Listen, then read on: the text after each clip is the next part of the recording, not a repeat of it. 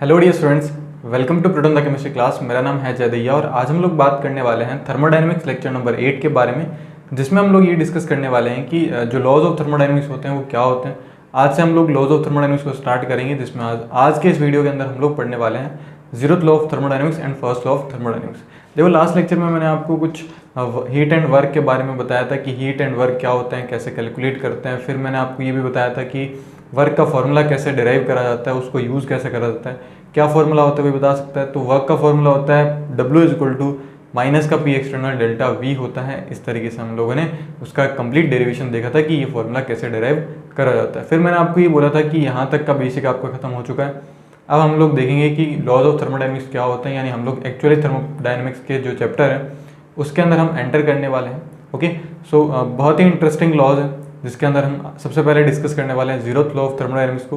बहुत ही सिंपल सा zeroth law of thermodynamics है और इसके बाद में हम लोग मूव करने वाले हैं फर्स्ट लॉ ऑफ थर्मोडायनेमिक्स, जिसको आप लोग शॉर्ट में बहुत ही प्यार से क्या नाम देते हैं, फ्लॉट नाम देते हैं। ठीक है, तो पहले हम लोग जीरोथ लॉ ऑफ थर्मोडायनेमिक्स देख लेते हैं। देखो, जीरोथ लॉ ऑफ थर्मोडायनेमिक्स क्या कहता है।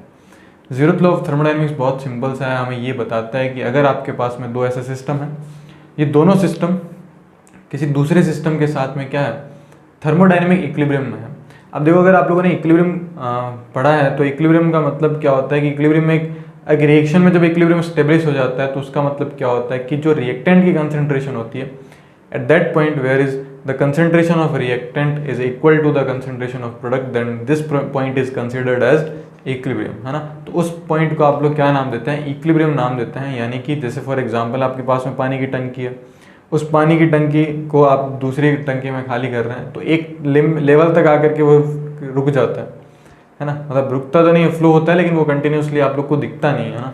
तो एक रिएक्शन जिसमें रिएक्टेंट की कंसंट्रेशन एंड प्रोडक्ट की कंसंट्रेशन दोनों क्या हो जाती है, दोनों इक्वल हो जाती है, उस पॉइंट को आप क्या नाम देते हैं, इक्विलिब्रियम नाम देते हैं। इसी तरीके से अगर आपके पास में दो सिस्टम है, अगर दोनों सिस्टम के टेम्परेचर दोनों सेम हो जाते हैं ना, अगर एक सिस्टम का टेम्परेचर T1 है तो दूसरे का टेम्परेचर भी क्या हो जाएगा, जो T2 है वो, यानी T1 T2 दोनों बराबर हो जाएंगे, इक्वल हो जाएंगे।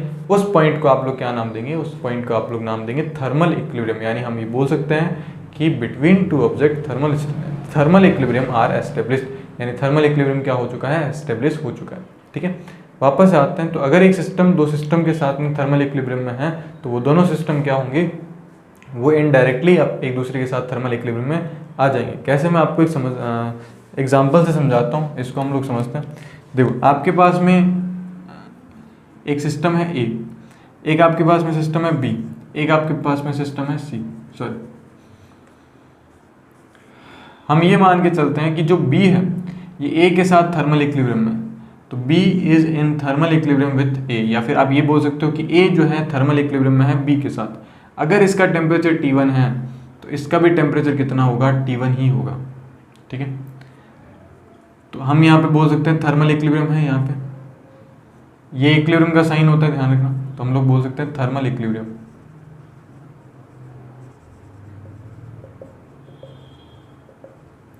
अगर हमारे पास में ये टेम्परेचर और ये टेम्परेचर दोनों क्या है, सेम है, या फिर हम ये बोल सकते हैं इसको TA मान लेते हैं और इसको TB मान लेते हैं। यानी हम लिख देते हैं यहाँ पे कि जो TA इज इक्वल टू क्या है, TB, यानी जितना टेम्परेचर T है उतना का उतना ही टेम्परेचर TB है। तो हम लोग इसको इन दोनों को TT मान लेते हैं, यानी T1 हो गया हमारे पास। अब हम ये बोलते हैं कि जो C है वो भी किसके साथ इक्विलिब्रियम में है, वो A के साथ इक्विलिब्रियम में है। तो अगर C A के साथ इक्विलिब्रियम में है, या फिर हम ये बोल सकते हैं कि A जो है वो C के साथ में इक्विलिब्रियम में है, ये दोनों सेपरेटली, देखो A जो है वो दो जनों के साथ में थर्मल इक्विलिब्रियम में है और वो भी सेपरेटली, ये B के साथ भी थर्मल इक्विलिब्रियम में, A के साथ भी थर्मल इक्विलिब्रियम में। तो बताओ, अगर इसका टेम्परेचर T1 है तो इसका भी टेम्परेचर क्या होगा, T1 ही होगा। तो देखो, एक सिस्टम दूसरे सिस्टम के साथ में क्या है, थर्मल इक्विलिब्रियम में है, सेपरेटली है। तो ये जो दोनों सिस्टम होंगे ये इनडायरेक्टली किस में आ जाएंगे, ये इनडायरेक्टली थर्मल इक्विलिब्रियम में आ जाएंगे। तो इसका भी T1 है और इसका भी T1 है। तो कहने का मतलब है कि जब एक सिस्टम या जब दो सिस्टम एक दूसरे के साथ, या फिर जब दो सिस्टम किसी दूसरे दो सिस्टम के साथ में क्या होते हैं, थर्मल इक्विलिब्रियम में होते हैं, तो जो दूसरे दो सिस्टम होते हैं वो आपस में क्या आ जाते हैं, इनडायरेक्टली थर्मल इक्विलिब्रियम में आ जाते हैं। इसको लैंग्वेज फॉर्म में समझते हैं। According to this law when two system are in thermal equilibrium, जो दो सिस्टम थर्मल इक्विलिब्रियम में हो with two other system separately, है ना, किसी दूसरे सिस्टम के साथ में क्या हो, आपके सेपरेटली थर्मल इक्विलिब्रियम में हो, देन हम लोग क्या बोल सकते हैं, then both the system will be then both the system also be in thermal equilibrium with each other. जो दोनों हमारे पास में सिस्टम होंगे, ये दोनों सिस्टम किस में आ जाएंगे, थर्मल इक्विलिब्रियम में आ जाएंगे। तो ये सिंपल सा जीरोथ लॉ था। इसके अकॉर्डिंग दो सिस्टम अगर थर्मल इक्विलिब्रियम में है किसी सिस्टम के साथ में, तो वो सिस्टम भी क्या करेंगे, एक दूसरे के साथ थर्मल इक्विलिब्रियम में आ जाएंगे इनडायरेक्टली। तो ये रहा, ए जो है वो बी के साथ है, ए जो है सी के साथ में। तो अगर ए का टेम्परेचर T1 है, सपोज ए का टेम्परेचर 27 डिग्री सेल्सियस है, तो बी का भी 27 डिग्री सेल्सियस होगा। अगर ए का टेम्परेचर 27 डिग्री है और ये सी के साथ थर्मल इक्विलिब्रियम में है, तो सी का भी कितना होगा, टेम्परेचर जो होगा 27 डिग्री होगा, यानी कि ये भी थर्मल इक्विलिब्रियम में है। अगर इस बी का टेम्परेचर 27 डिग्री, इसका भी 27 डिग्री है, यानी कि हम कह सकते हैं ना कि बी और सी भी किस में आ गए, थर्मल इक्विलिब्रियम में आ गए।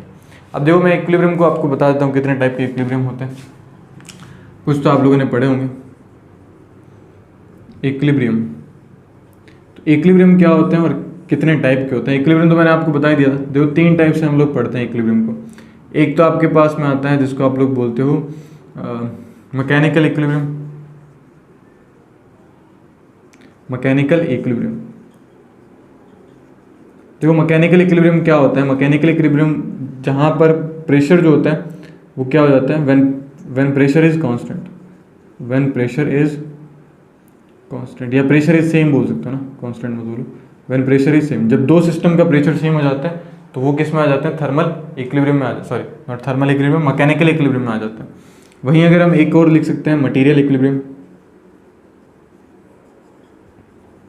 देखो मटेरियल इक्विलिब्रियम क्या होता है, मटेरियल का मतलब कि मटेरियल सेम हो जाता है, नहीं ऐसा नहीं। मटेरियल इक्विलिब्रियम आप लोग इसको बोल सकते हो कि जब when concentration is same, when concentration is same, जब दो सिस्टम की कंसंट्रेशन सेम हो जाती है तो उसको आप लोग क्या बोलते हो, मटेरियल इक्विलिब्रियम बोलते हो। दो लिक्विड है, उन दोनों की कंसंट्रेशन सेम हो चुकी है, इसका मतलब वो किस में आ चुके हैं, वो मटेरियल इक्विलिब्रियम में आ चुके हैं। इसी तरीके से हमारे पास में एक थर्मल इक्विलिब्रियम होता है, थर्मल इक्विलिब्रियम।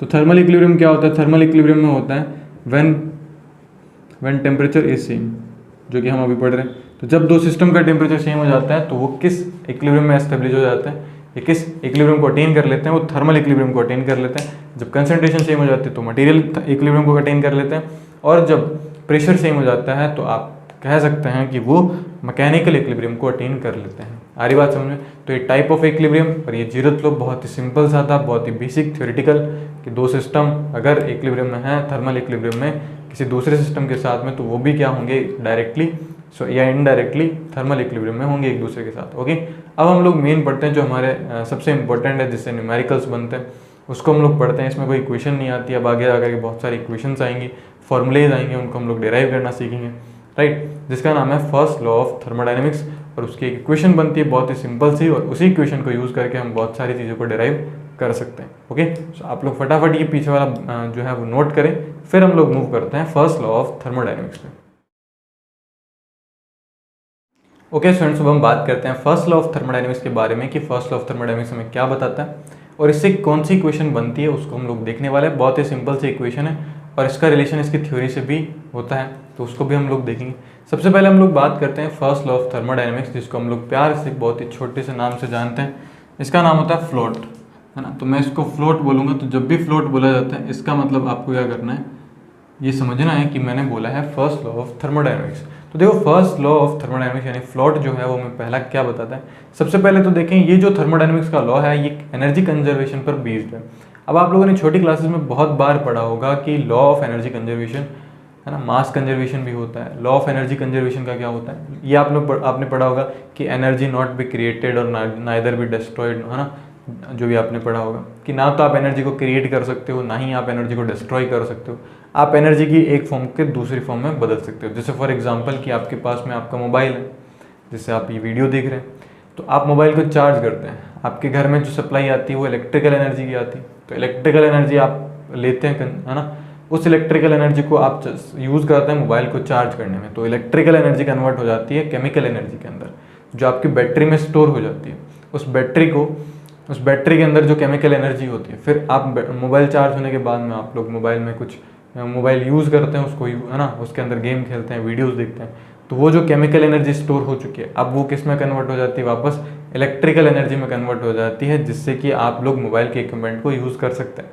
इसी तरीके से आप लोगों ने देखा होगा कि आजकल सोलर पैनल लगे हुए होते हैं। तो सोलर पैनल क्या काम करते हैं, वो सनलाइट को एब्जॉर्ब करते हैं, सनलाइट से सोलर एनर्जी को एब्जॉर्ब करते हैं, मतलब उस सोलर एनर्जी को कन्वर्ट कर दिया जाता है, बैटरी के अंदर डाल दिया जाता है, कन्वर्ट करके केमिकल एनर्जी के फॉर्म में। उस केमिकल एनर्जी को आप फिर वापस से क्या कर लेते हैं, इलेक्ट्रिकल एनर्जी कर सकते हैं। यानी कि हमारे पास में बहुत सारी फॉर्म्स ऑफ एनर्जी होती है। उस बहुत सारी फॉर्म्स ऑफ एनर्जी को हम लोग एक दूसरे में क्या करते रहते हैं, इंटर कन्वर्ट करते रहते हैं। कभी केमिकल एनर्जी को इलेक्ट्रिकल एनर्जी में, कभी इलेक्ट्रिकल एनर्जी को न्यूक्लियर एनर्जी में, या जो भी हम लोग वगैरह वगैरह करते हैं। ज़्यादा हम लोग इसको डिटेल में नहीं पढ़ेंगे, आप इसको डिटेल में फिजिक्स में पढ़ते हैं कि एनर्जी क्या होती है, कैसे इसको ट्रांसफॉर्म करा जाता है, ट्रांसफॉर्मेशन क्या होता है, कैसे है ना, कन्वर्जन क्या होता है, कौन सी एनर्जी किस में कन्वर्ट हो सकती है, मतलब क्या किस किस तरीके से कर सकते हैं, क्या मेथड होता है, वो सारा डिटेल में आप लोग जब वर्क एनर्जी पावर पढ़ते हैं तो उसमें आप लोग पढ़ते हैं। आई होप आप लोगों ने पढ़ा होगा। हम लोग इतना डिटेल में बात नहीं करेंगे, तो हम सिंपल सा लिखते हैं कि it is based on energy conservation. पहला तो पॉइंट हमारा यही होगा कि ये किस पर बेस्ड होता है, तो हम लोग लिख देंगे first point, it is based on energy conservation, या लॉ ऑफ एनर्जी कंजर्वेशन बोल देते हैं, लॉ ऑफ एनर्जी कंजर्वेशन। तो ये एनर्जी कंजर्वेशन के प्रिंसिपल पर बेस्ड होती है। आप ये बोल सकते हो it is based on energy conservation principle पर भी ये है ना बोल सकते हैं, एक ही बात है। फिर अगर हम दूसरा देखें, आप प्रिंसिपल लिख लेना है ना, एनर्जी, चलो ज़्यादा बेटर रहेगा। It is based on energy conservation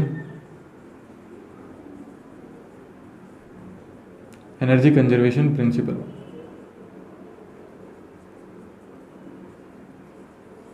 ठीक है, तो ये एनर्जी कंजर्वेशन प्रिंसिपल पर बेस्ड होती है।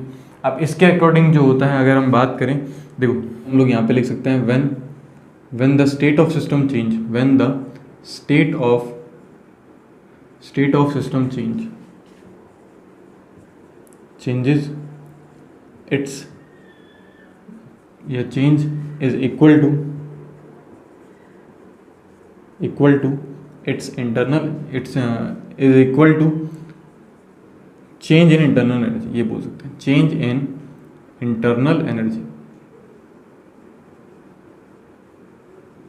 देखो इसको समझते हैं, अगर कोई सिस्टम अपनी स्टेट को चेंज कर रहा है ना, एक स्टेट में था अब वो दूसरे स्टेट में जा रहा है, स्टेट हम लोग पढ़ चुके हैं।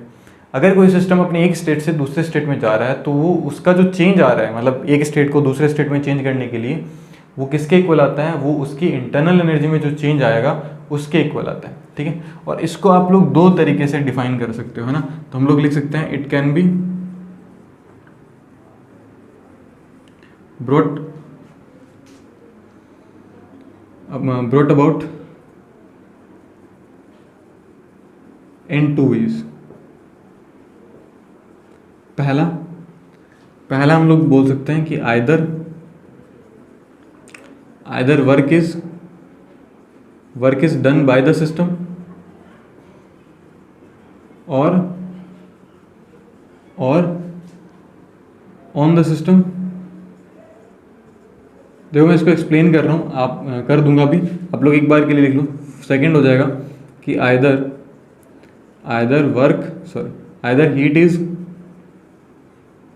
Heat is absorb by the system और रिलीज बाय द सिस्टम। देखो इसको समझते हैं कि ये क्या कहना चाहता है। इसके अकॉर्डिंग क्या होता है, देखो अभी हम लोगों ने ये चीज़ देखी है कि जो आपके पास में सिस्टम होता है, जब सिस्टम अपनी स्टेट को चेंज करता है, तो सिस्टम अपनी स्टेट को चेंज कैसे कैसे कर सकता है। या एक बार हम लोग पहले ही मान लेते हैं कि सिस्टम जब अपनी स्टेट को चेंज करेगा, तो वो जो चेंज आएगा वो उसकी इंटरनल एनर्जी में चेंज के इक्वल आएगा, ये हम लोगों ने देखा।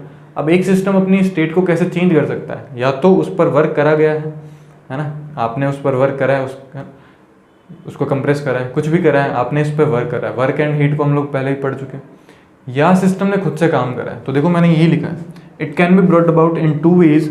फर्स्ट हम लोग लिखते हैं either work is done by the system, या तो वर्क डन जो है वो बाय द सिस्टम हुआ है, यानी सिस्टम ने खुद काम किया, या फिर हम ये बोल सकते हैं कि आपने सिस्टम पर काम किया, तो work is done on the system, ये हम लोगों ने लिख लिया।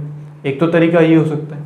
दूसरा तरीका ये हो सकता है कि सिस्टम ने हीट एब्जॉर्ब करी होगी, सिस्टम ने कहीं से हीट एब्जॉर्ब करी होगी तो उसकी स्टेट चेंज होगी। या फिर ये हो सकता है कि सिस्टम ने हीट रिलीज कर दी होगी, जब सिस्टम हीट रिलीज कर देगा तो उसकी भी एनर्जी क्या हो जाती है हमारे पास, सॉरी, उसकी भी स्टेट चेंज हो जाती है, और चेंज हो गया तो इंटरनल एनर्जी भी चेंज हो जाएगी। तो देखो ये हमने ये लिखा है कि either heat is absorb by the system और रिलीज बाय द सिस्टम। तो या तो सिस्टम ने हीट को एब्जॉर्ब करा होगा या फिर हीट को रिलीज करा होगा। ये बहुत सिंपल से लाइन्स हैं, और इसी से हमारे पास में एक इक्वेशन बनती है, और इक्वेशन बनती है delta U is equal to Q plus W, यानी जो चेंज इन इंटरनल एनर्जी आता है वो किसके इक्वल आता है, वर्क और हीट के इक्वल आता है। ठीक है, वर्क प्लस हीट। तो ध्यान रखना, चेंज इन इंटरनल एनर्जी यानी delta U is equal to क्या होता है, हीट प्लस वर्क होता है। ठीक है, तो ये हमारे पास में इक्वेशन है। इस इक्वेशन में एक चीज़ आपको ध्यान में रखनी है, इस इक्वेशन में आपको यूनिट बहुत ज़्यादा याद रखनी है, बहुत ज़्यादा ध्यान रखनी है, क्योंकि जैसे ही यूनिट के अंदर गलतियाँ करोगे आपके आंसर गलत आएंगे। क्योंकि इस टाइप के क्वेश्चंस के अंदर आपको दिखने में बहुत सिंपल सा लगता है, दिखने में बहुत सिंपल सा फॉर्मूला लगेगा, लेकिन एग्जामिनर आपको कहाँ फंसाएगा, यूनिट्स में फंसा देगा। अगर आप लोग यूनिट को सही से कन्वर्ट करना नहीं सीखेंगे, कन्वर्ट नहीं कर पाएंगे, तो आपका आंसर गलत आएगा, भले आपको कितना ही कॉन्सेप्ट आता हो, कितना ही फॉर्मूला अप्लाई कराओ, कोई फ़र्क नहीं पड़ेगा। तो इसमें ध्यान रखना, इसमें आप लोग लिख सकते हो बी वेयर ऑफ यूनिट।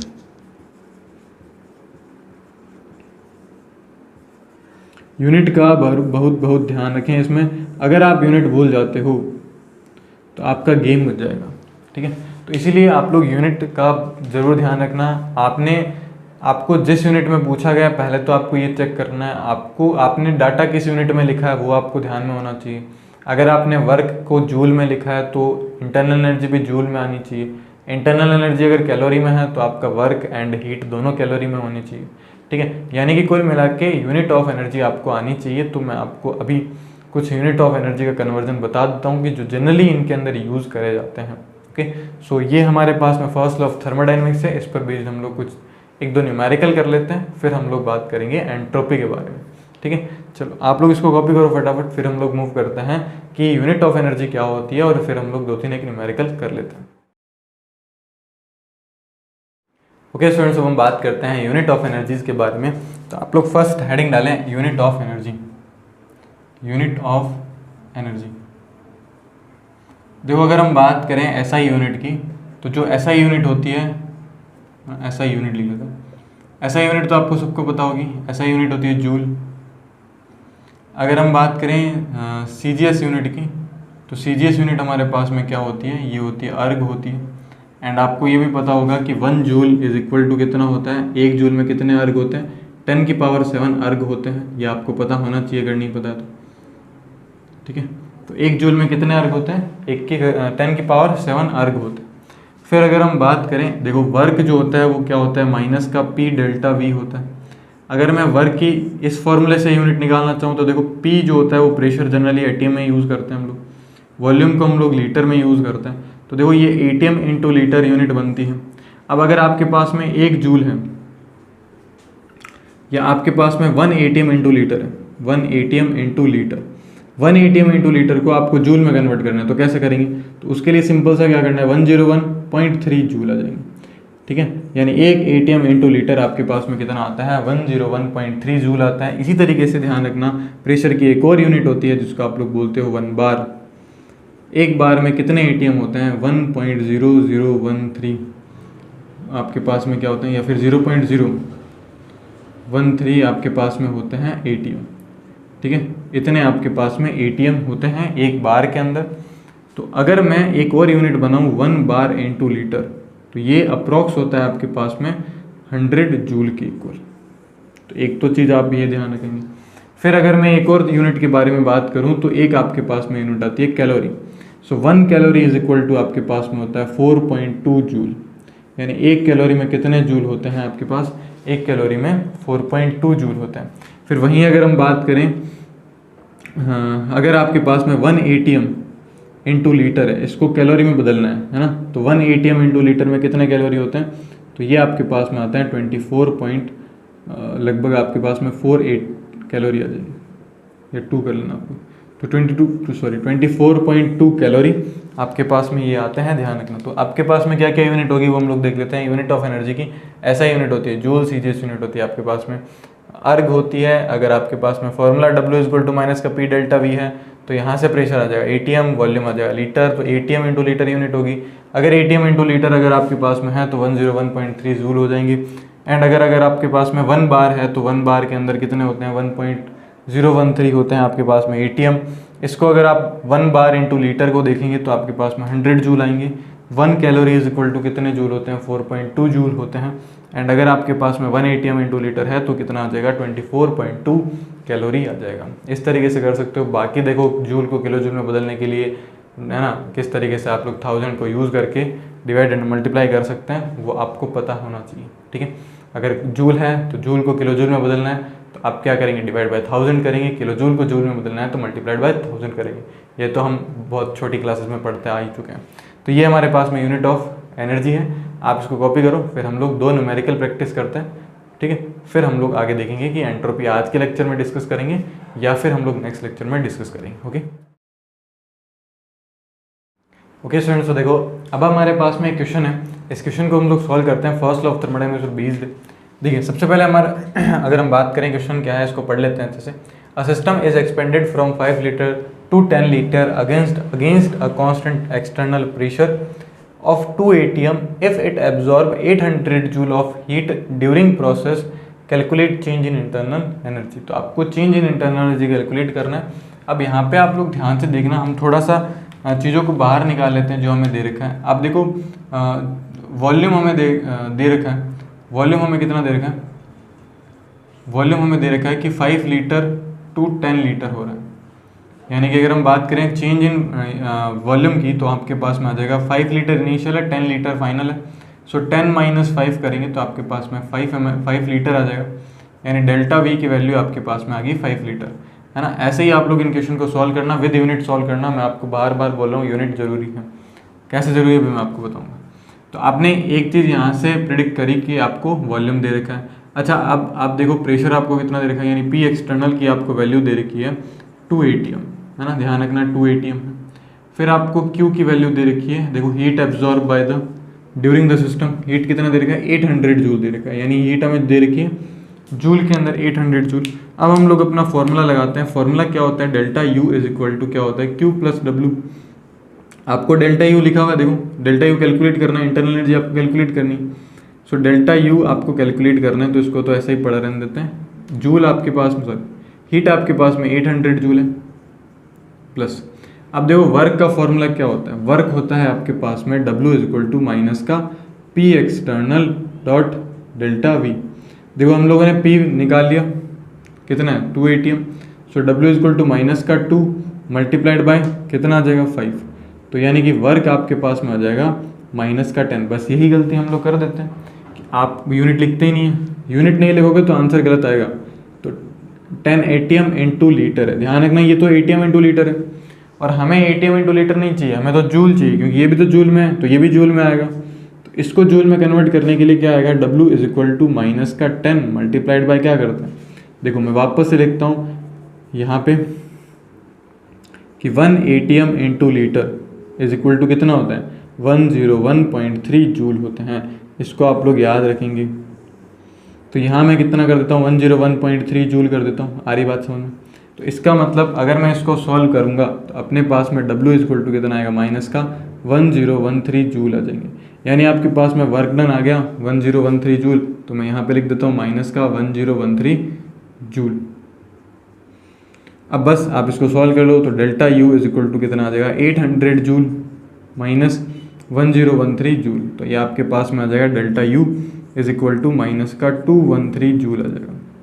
सो इस तरीके से आप लोग डेल्टा U कैलकुलेट कर सकते हो। देखो यूनिट में भी कोई दिक्कत नहीं हुई, हम लोग कंटिन्यू स्टार्टिंग से ही यूनिट को अप्लाई करते आ रहे हैं। तो जब आप कंटिन्यू हर एक स्टेप में यूनिट को बार बार लिखेंगे तो एक तो आपको यूनिट्स याद हो जाएगी, उसको कन्वर्ट करना आ जाएगा, और आप कभी भी कंफ्यूज नहीं होंगे कि मैंने इस लाइन के अंदर या इस इक्वेशन में कौन सी यूनिट यूज़ करी है। तो आप स्टार्टिंग से ट्राई करें कि यूनिट लिखते आएँ। थोड़ा प्रोसेस लेंदी होगा, लेकिन जब आप इसको अडॉप्ट कर लेंगे, मतलब अडॉप्ट करने वाला प्रैक्टिस आ जाएगी, हाथ पे बैठ जाएगा आपको, तो इतना ज़्यादा दिक्कत नहीं होगा। तो यूनिट ज़रूर लिखें, क्योंकि हर बार गलती यूनिट के अंदर ही होती है, डाटा सेम होता है, यूनिट चेंज कर दी जाती है। तो आप लोग वहाँ फिर कन्फ्यूज हो जाते हो कि कौन सी यूनिट करनी है, और लास्ट में जाकर के जब यूनिट चेंज करेंगे तो बहुत ज़्यादा दिक्कत आती है, क्योंकि फिर फाइनल आंसर में भी आपको कैलकुलेशन करनी पड़ेगी। तो इससे बेटर है कि आप लोग मेरे ये जो मैंने स्टेप्स बताए हैं इसी को फॉलो करें स्टार्टिंग, अगर आप बिगिनर्स हैं और अगर आप ने पहले ऐसे प्रैक्टिस कर रखी है देन फिर आप लोग कर सकते हैं, कोई दिक्कत नहीं, ठीक है। बट इसी तरीके से करेंगे तो ज़्यादा बेटर रहेगा। ओके, सो आप इस क्वेश्चन को नोट करें, फिर हम लोग डिस्कस करते हैं नेक्स्ट टाइप ऑफ क्वेश्चन को जिसको भी हम लोग सॉल्व करेंगे।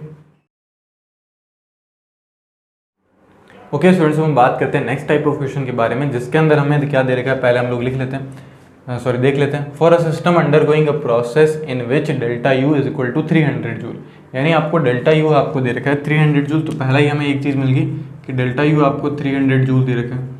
दूसरा हम लोग बात करते हैं and it absorb 400 joule energy, यानी क्यू इज इक्वल टू आपको 400 जूल दे रखा है। ऑफ हीट अंडरगोइंग एक्सपेंशन, यानी गैस एक्सपेंड हो रही है अगेंस्ट 0.5 बार, यानी कि पी एक्सटर्नल आपको क्या दे रखा है 0.5 बार आपको दे रखा है। देखो यहाँ पे बार दे रखा है, ध्यान रखना। कैलकुलेट चेंज इन वॉल्यूम, यानी आपको डेल्टा वी कैलकुलेट करना है। कैसे करेंगे तो उसके लिए आप लोग सिंपल सा ध्यान रखना, इक्वेशन लिखो। इक्वेशन होती है delta U is equal to क्या होता है Q plus W. Delta U आपको दे रखा है 300 जूल, हम लोग ये पुट कर देंगे इज इक्वल टू ये आपको दे रखा है 400 जूल। फिर हम लोग क्या लिखेंगे माइनस का पी एक्सटर्नल, माइनस का पी एक्सटर्नल है 0.5 क्योंकि डब्ल्यू इज इक्वल टू क्या होता है माइनस का P external dot delta V. So हम लोग यहाँ पे लिख देंगे डॉट डेल्टा वी, ये आ जाएगा आपके पास में बार इंटू लीटर। फिर अगर आप यहाँ पे देखें तो 300 जूल इज इक्वल टू 400, मतलब 400 जूल माइनस का 0.5 मल्टीप्लाइड बाय 100 कर देंगे, क्योंकि ध्यान रखना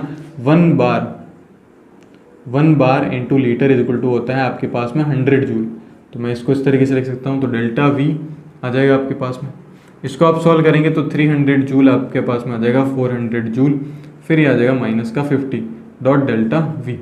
इसको आप इस साइड भेजो तो ये आपके पास में आएगा, चलो लिख लेते हैं 400 joule minus 300 joule is equal to क्या आ जाएगा आपके पास 50 डॉट डेल्टा वी।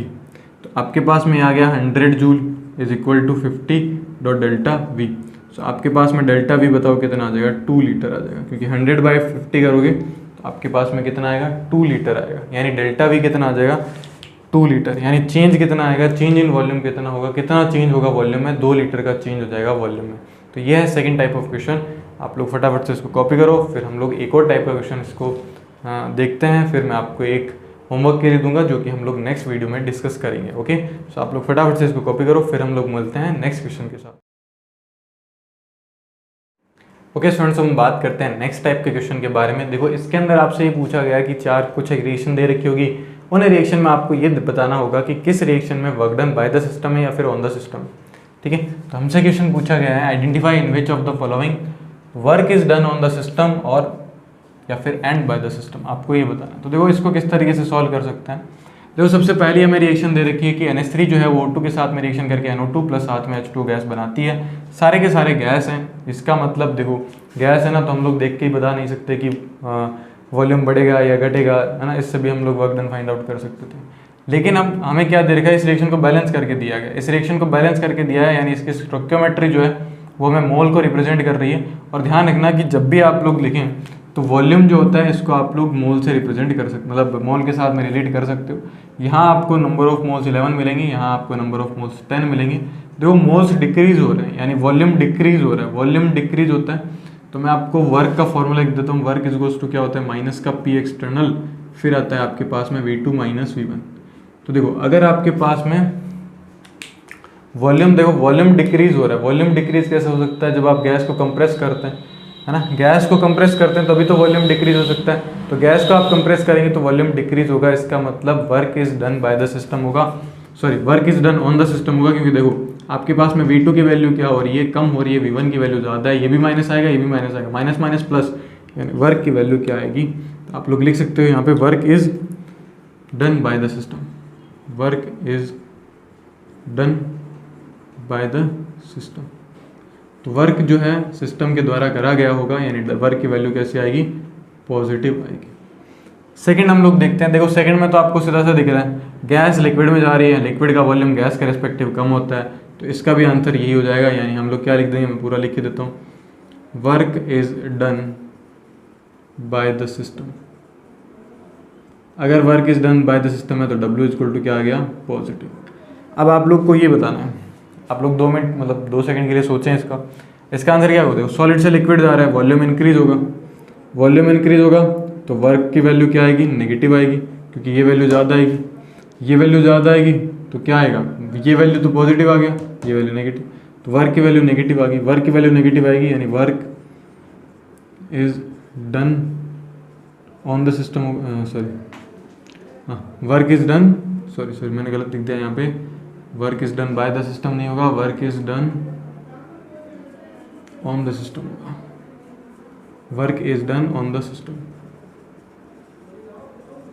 इधर भी हम लोग लिखेंगे ऑन द सिस्टम, लेकिन आप यहाँ पे क्या लिखेंगे, work is done by the system. ठीक है, लेकिन आप लोग हमेशा ध्यान रखना कि ऐसा बिल्कुल भी नहीं होता है।